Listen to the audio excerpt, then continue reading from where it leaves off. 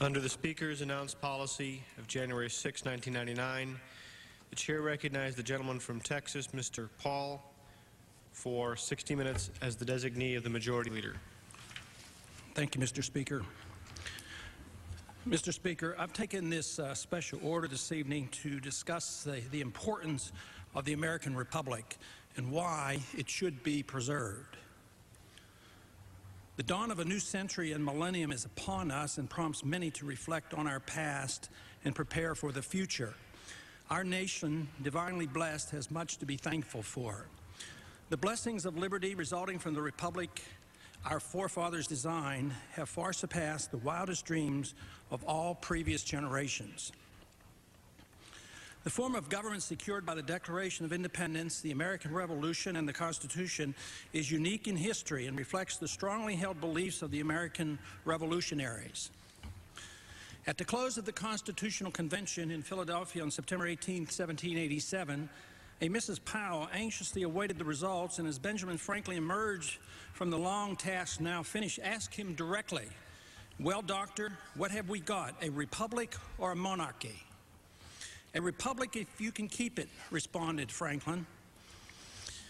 The term republic had a significant meaning for both of them and all early Americans. It meant a lot more than just representative government and was a form of government in stark contrast to pure democracy, where the majority dictated laws and rights.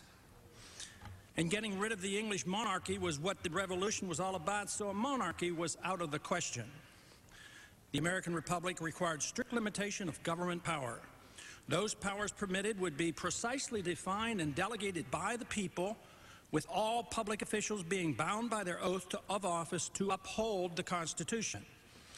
The democratic process would be limited to the election of our leaders and not used for granting special privileges to any group or individual, nor for defining rights. Federalism, the binding together loosely of the several states, would serve to prevent the concentration of power in a central government and was a crucial element in the new republic. The authors of the Constitution wrote strict limits on the national government and strove to protect the rights and powers of the state and the people. Dividing and keeping separate the legislative, executive, and the judiciary branches provided the checks and balances thought needed to preserve the republic the Constitution created and the best way to preserve individual liberty. The American revolutionaries clearly chose liberty over security, for their economic security and their very lives were threatened by undertaking the job of forming a new and limited government.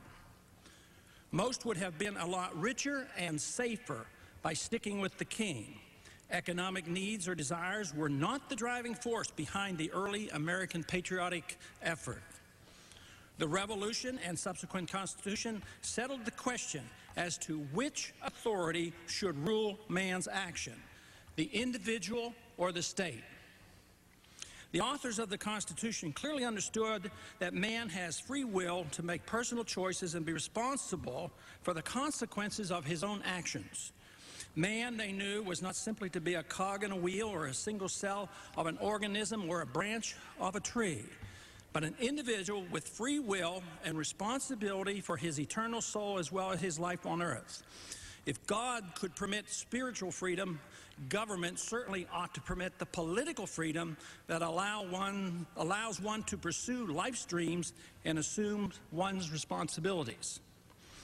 If man can achieve spiritual redemption through grace, which allows him to use the released spiritual energy to pursue man's highest and noblest goals, so should man's mind, body, and property be freed from the burdens of unchecked government authority. The founders were confident that this would release the creative human energy required to produce the goods and services that would improve the living standards of all mankind. Minimizing government authority over the people was critical to this endeavor. Just as the individual was key to salvation, individual effort was the key to worldly endeavors. Little doubt existed that material abundance and sustenance came from work and effort, family, friends, church, and voluntary community action, as long as government did not obstruct. No doubts were cast as to where rights came from. They came from the Creator, And if government could not grant rights to individuals, it certainly should not be able to take them away. If government could provide rights or privileges, it was reasoned it could only occur at the expense of someone else or with the loss of personal liberty in general.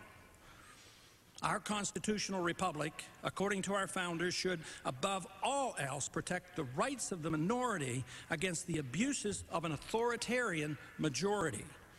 They feared democracy as much as monarchy and demanded a weak executive, a restrained court, and a handicapped legislature. It was clearly recognized that equal justice and protection of the minority was not egalitarianism. Socialism and welfarism were never considered.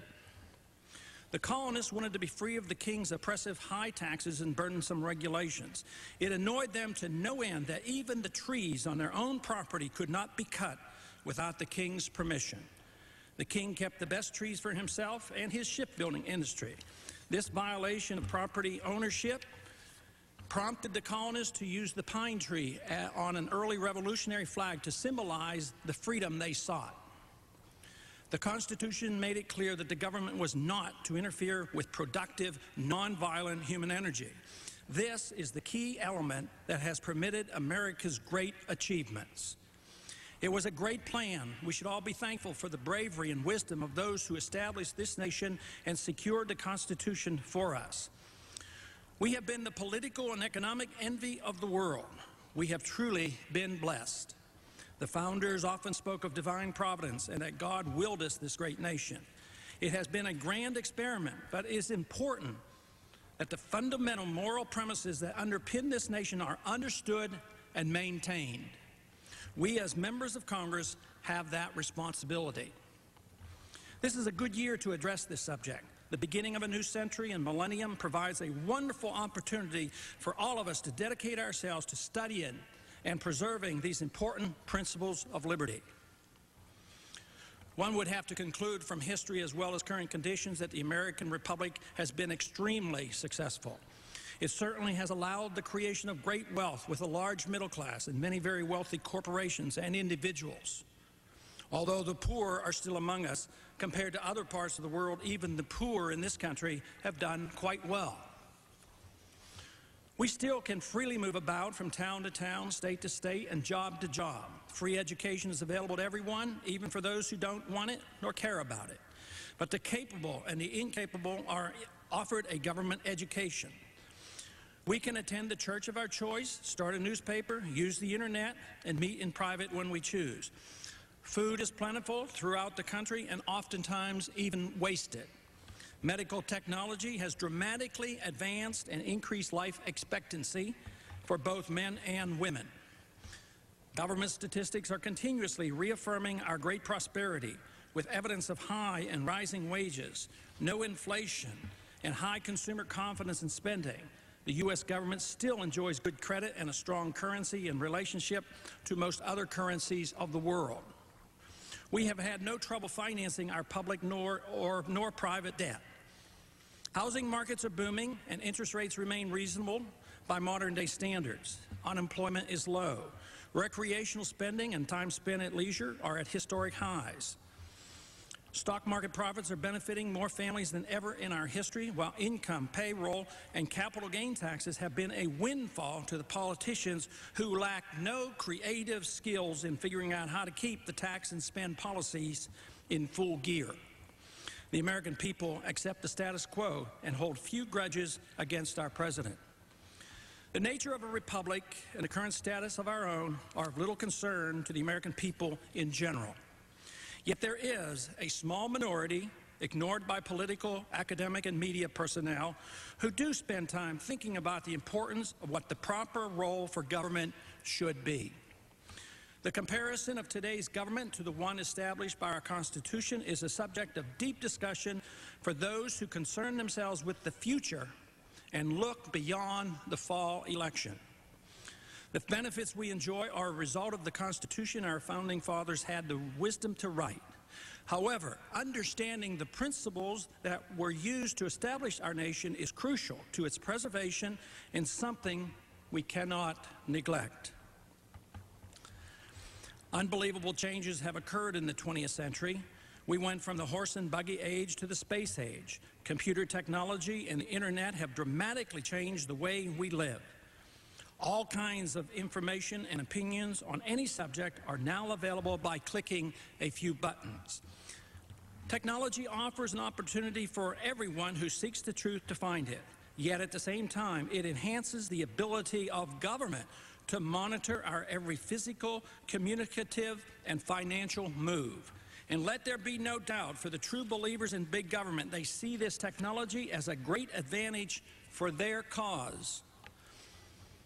We are currently witnessing an ongoing effort by our government to develop a national ID card, a medical data bank, a work data bank, know your customer regulations on banking activity, a national security agent's all-pervasive telephone snooping system called Echelon, and many other programs.